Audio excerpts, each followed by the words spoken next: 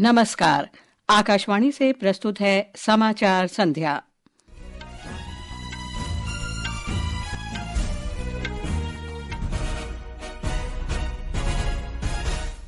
छत्तीसगढ़ के बीजापुर जिले में माओवादियों के आईईडी विस्फोट में 8 सुरक्षा कर्मियों सहित 9 लोगों की मौत।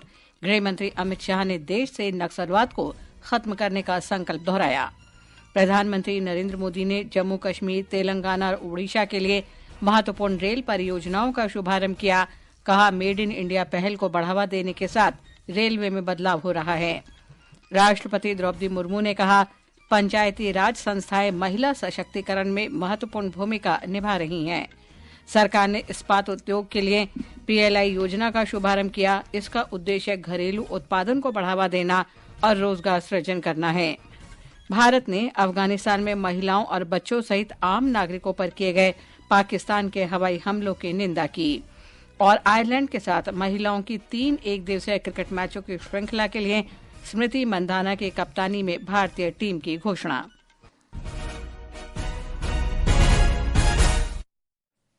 समाचार संध्या के साथ मैं लवलीन निगम। छत्तीसगढ़ के बीजापुर जिले में आज माओवादियों ने सुरक्षा बल के एक वाहन को विस्फोट से उड़ा दिया, जिसमें 8 जवान और वाहन चालक शहीद हो गए। ब्यौरा हमारे संवाददाता से।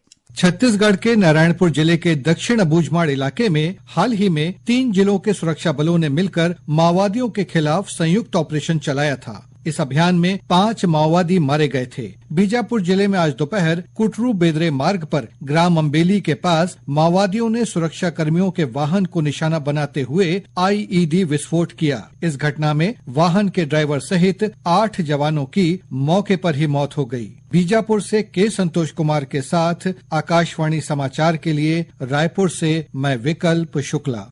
राष्ट्रपति द्रौपदी मुर्मू और गृह मंत्री अमित शाह ने जवानों पर हमले की निंदा की है। राष्ट्रपति ने एक सोशल मीडिया पोस्ट में वीर जवानों के शोक संतप्त परिवारों के प्रति संवेदना व्यक्त करते हुए कहा कि देश नक्सलवाद को पूरी तरह से खत्म करने के लिए प्रतिबद्ध है। गृह मंत्री ने सोशल मीडिया पोस्ट में मृतकों के परिवारों के प्रति संवेदना व्यक्त की और विश्वास जताया कि जवानों का बलिदान व्यर्थ नहीं जाएगा। उन्होंने ये संकल्प दोहराया कि मार्च 2026 तक भारत से नक्सलवाद को जड़ से खत्म कर दिया जाएगा। प्रधानमंत्री नरेंद्र मोदी ने कहा है कि मेड इन इंडिया को बढ़ावा देने के साथ ही रेलवे में बदलाव हो रहा है। उन्होंने कहा कि मेट्रो और रेलवे के लिए आधुनिक कोच विकसित किए जा रहे हैं। रेलवे में आज कायाकल्प का जो अभियान चल रहा है, जिस तरह मेड इन इंडिया को बढ़ावा दिया जा रहा है, स्टेशनों को रीडेवलप किया जा रहा है, स्टेशनों पर सोलर पैनल लगाए जा रहे हैं, 1 स्टेशन 1 प्रोडक्ट, इसके स्टॉल लग रहे हैं, उससे भी रेलवे में रोजगार के लाखों नए अवसर बन रहे हैं। श्री मोदी ने आज वीडियो कॉन्फ्रेंस के जरिए विभिन्न रेल परियोजनाओं का उद्घाटन और शिलान्यास किया। इन्हीं परियोजनाओं के अंतर्गत क्षेत्र में कनेक्टिविटी को बढ़ावा देने के उद्देश्य से आज नए जम्मू रेल मंडल का उद्घाटन किया गया। जम्मू डिवीजन का लाभ जम्मू कश्मीर के साथ साथ हिमाचल प्रदेश और पंजाब के कई शहरों को भी होगा। इससे लेह लद्दाख के लोगों को भी सुविधा होगी। उधमपुर, श्रीनगर, बारामूला रेल लाइन, इसकी चर्चा आज पूरे देश में है। ये परियोजना जम्मू कश्मीर को भारत के अन्य हिस्सों के साथ और बेहतरी से जोड़ देगी। दुनिया का सबसे ऊंचा railway arch bridge, Chenab bridge का काम पूरा हुआ है। प्रधानमंत्री ने ईस्ट कोस्ट रेलवे के रायगढ़ रेल मंडल भवन की भी आधारशिला रखी और तेलंगाना में चरलापल्ली न्यू टर्मिनल स्टेशन का उद्घाटन किया। प्रधानमंत्री मोदी ने कहा कि जम्मू कश्मीर, तेलंगाना और ओडिशा में बुनियादी ढांचे से जुड़ी रेल परियोजनाओं के शुभारंभ से पर्यटन को बढ़ावा मिलेगा और इन क्षेत्रों में सामाजिक आर्थिक विकास में वृद्धि होगी। श्री मोदी ने इस बात का भी उल्लेख किया कि ओडिशा में 70,000 करोड़ से अधिक की लागत वाली कई रेल परियोजनाएं चल रही हैं। साथ ही 7 गतिशक्ति कार्गो टर्मिनलों की स्थापना की गई है, जो व्यापार और उद्योग को बढ़ावा दे रहे हैं। ये समाचार हमारी वेबसाइट www.newsonair.gov.in और हमारे न्यूज ऑन एआईआर ऐप पर भी उपलब्ध हैं। समाचार संध्या में आपका फिर स्वागत है। राष्ट्रपति द्रौपदी मुर्मू ने कहा है कि सरकार अनुसूचित जनजाति सहित समाज के सभी वर्गों के उत्थान के लिए काम कर रही है। राष्ट्रपति मुर्मू ने आज नई दिल्ली में राष्ट्रपति भवन में आयोजित विभिन्न राज्यों के पंचायती राज संस्थाओं से जुड़ी अनुसूचित जनजाति के महिला प्रतिनिधियों के सम्मेलन को संबोधित करते हुए कहा कि महिला सशक्तिकरण देश में लोकतंत्र का आधार है।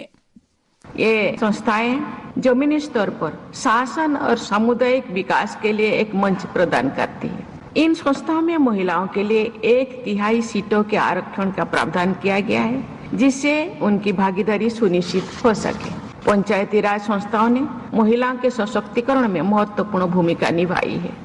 पंचायत से संसद कार्यक्रम के दूसरे चरण का आज नई दिल्ली में लोकसभा अध्यक्ष ओम बिड़ला ने उद्घाटन किया। लोकसभा अध्यक्ष ने इस अवसर पर कहा कि पंचायती राज संस्थाएं गांवों के विकास की दिशा में काम कर रही हैं और आत्मनिर्भर भारत के दृष्टिकोण को साकार कर रही हैं। महिला और बाल विकास मंत्री अन्नपूर्णा देवी ने इस पहल की सराहना की। इस्पात और भारी उद्योग मंत्री एच.डी. कुमारस्वामी ने आज नई दिल्ली में इस्पात उद्योग के लिए उत्पादन से जुड़ी प्रोत्साहन यानी PLI योजना 1.1 का शुभारंभ किया।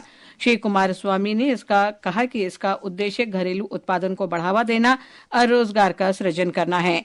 भारत वैश्विक विकास के केंद्र के रूप में उभर रहा है। श्री कुमारस्वामी ने बताया कि उच्च गुणवत्ता वाले इस्पात की मांग में वृद्धि, आयात में कमी और आत्मनिर्भर भारत के लिए सुनहरा कदम है।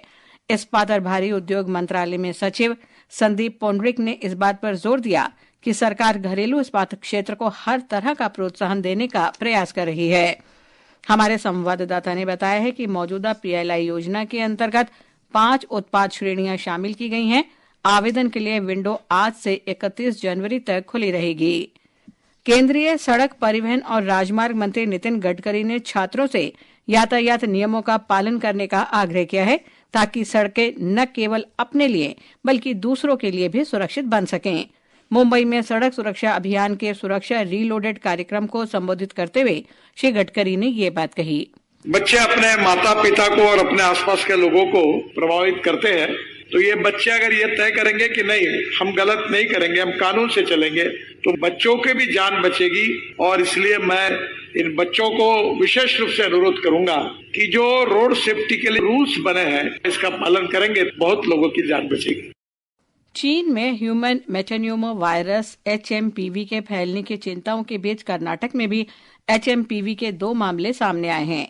स्वास्थ्य और परिवार कल्याण मंत्रालय के अनुसार भारतीय चिकित्सा अनुसंधान परिषद ICMR ने HMPV के इन दोनों मामलों का पता लगाया है।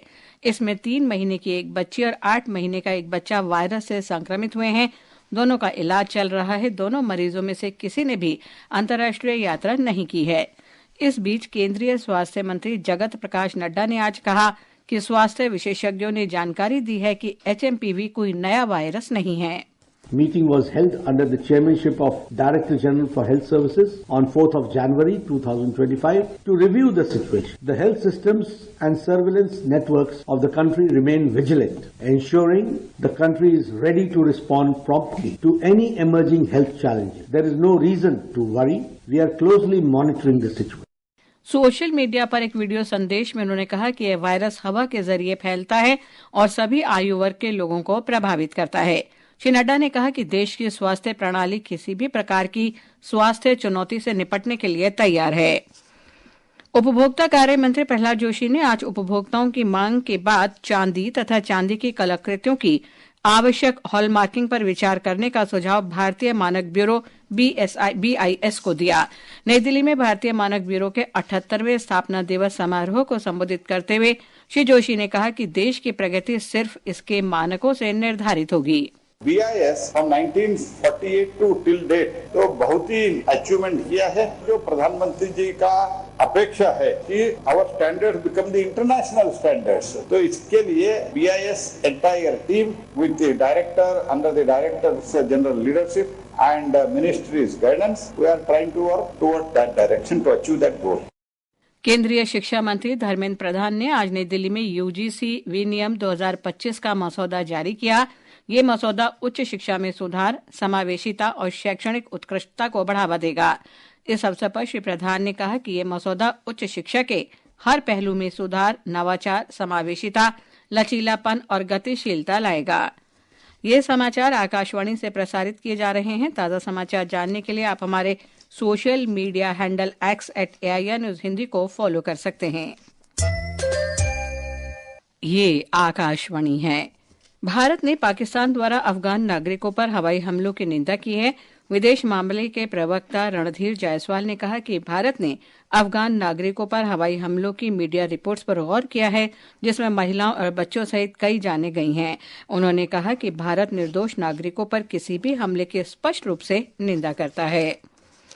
राष्ट्रीय सुरक्षा सलाहकार अजीत डोभाल ने आज नई दिल्ली में अमेरिका के राष्ट्रीय सुरक्षा सलाहकार जैक सुलिवन से मुलाकात की। श्री सुलिवन के साथ अमेरिका के वरिष्ठ अधिकारियों का एक प्रतिनिधि मंडल भी भारत यात्रा पर है।